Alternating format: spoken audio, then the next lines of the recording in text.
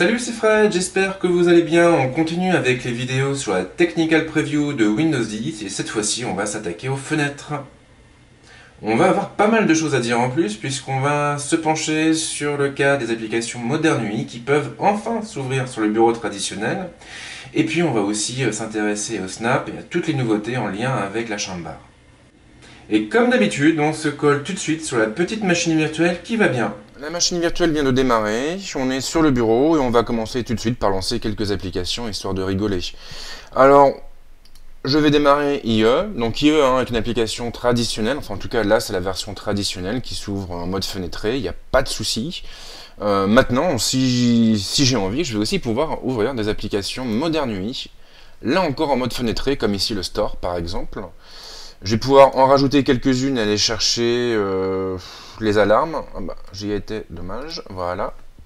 Donc là encore, je les ouvre en mode fenêtré. Ce qui est intéressant avec ces applications Modern UI, c'est que maintenant leur comportement est exactement identique à celui des applications traditionnelles. Sauf au premier démarrage. Si je vais chercher l'application Jeux, par exemple, je ne l'ai pas encore ouverte. Et là, du coup, elle va apparaître en plein écran. Comme à l'époque de Windows 8 et de Windows 8.1. Si je veux réduire sa taille pour la gérer comme une application traditionnelle, je vais devoir aller chercher des boutons qui se trouvent dans le coin supérieur droit de l'écran. Et ensuite, je n'aurai plus qu'à la bouger, comme je le ferai avec n'importe quelle autre fenêtre. Alors justement, leur comportement est vraiment similaire, c'est-à-dire que si vous voulez la bouger, vous placez le curseur de la souris sur l'entête de la fenêtre, et hop, vous maintenez enfoncé le bouton gauche, et vous bougez votre mulot dans un sens ou dans l'autre. Sur la droite, on va retrouver aussi les trois boutons habituels, donc le premier pour minimiser la fenêtre, et donc pour qu'elle aille se loger directement dans la barre des tâches. Le deuxième va nous permettre de passer la fenêtre en mode plein écran, et la flèche, comme d'habitude, la croix plutôt, comme d'habitude, va nous permettre de fermer la fenêtre. Si j'ai envie d'aller récupérer une fenêtre qui a été réduite dans la barre des tâches, eh bien je n'ai qu'à cliquer sur son icône et elle apparaît automatiquement sous nos yeux. Ce qu'il faut aussi savoir, c'est qu'on va pouvoir redimensionner les fenêtres à la volée en cliquant sur un des coins, enfin sur un des côtés. Le seul problème, c'est que toutes les applications disponibles sur le Windows Store ne sont pas optimisées pour Windows 10. Ça veut dire que parfois vous allez tomber avec des applications qui vont bugger quelque chose de bien. Là en l'occurrence, on a un petit souci au niveau du logo de l'application, puisque la manette de la Xbox apparaît en surimpression du nom Xbox Games.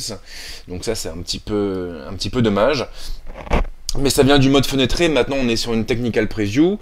La version finale de Windows 10 ne sortira pas avant l'été prochain, mai-juin par là. Donc on a quand même encore un peu de temps devant nous.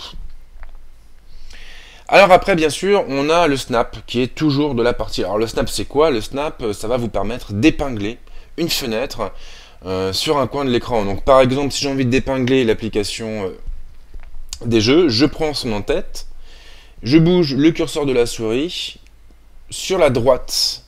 Et là, automatiquement, je vois apparaître un espèce de rectangle transparent, translucide. Et je n'ai qu'à relâcher le bouton gauche de ma souris pour épingler ma fenêtre sur la droite. Ce qui est intéressant, c'est que maintenant, Windows 10 sera capable automatiquement de nous proposer sur l'autre côté de l'écran des applications à épingler aussi. Donc là tout se fera en fonction des fenêtres qui seront ouvertes. Comme j'ai ouvert IE et le Windows Store, il me propose ces deux applications. Maintenant, si j'en avais ouvert d'autres, eh bien j'aurais évidemment l'embarras du choix. Là, eh bien je vais choisir d'épingler IE par exemple, et hop, automatiquement il apparaît sur la gauche. Alors l'autre particularité de ce mode, c'est que maintenant on va pouvoir épingler 4 fenêtres côte à côte. Donc évidemment après tout va dépendre de la taille de l'écran, de sa définition et donc du terminal que vous utilisez. Mais c'est vrai que ça c'est une fonction qui est assez cool et que moi j'aime beaucoup. Pour sortir du mode, hop, je vais chercher l'entête de ma fenêtre et je la ramène vers le bas tout simplement. Si je veux passer l'application en mode plein écran, eh bien je prends son en-tête et cette fois-ci, je l'emmène tout en haut et là, pouf, on bascule en mode plein écran. Donc ça c'est plutôt rigolo. L'autre particularité de Windows 10, c'est que la soundbar maintenant est accessible directement depuis un nouveau menu qui se trouve dissimulé au sein des fenêtres Modern UI. On a un nouveau bouton qui est apparu, les trois petits points que vous voyez à l'écran. Et si je clique dessus, eh bien, je vais pouvoir automatiquement afficher toutes les options qu'on avait avant dans la soundbar. Je vais pouvoir lancer la recherche, je vais pouvoir accéder aux fonctions de partage, aux fonctions de lecture, aux options de configuration et même à une option me permettant de basculer en mode plein écran. Donc ça c'est plutôt cool puisqu'on n'aura plus besoin de se galérer à aller mettre le curseur de la souris dans le coin supérieur droit de l'écran. Beaucoup de nouveautés, beaucoup d'améliorations et finalement un OS qui est plus adapté au couple souris-clavier.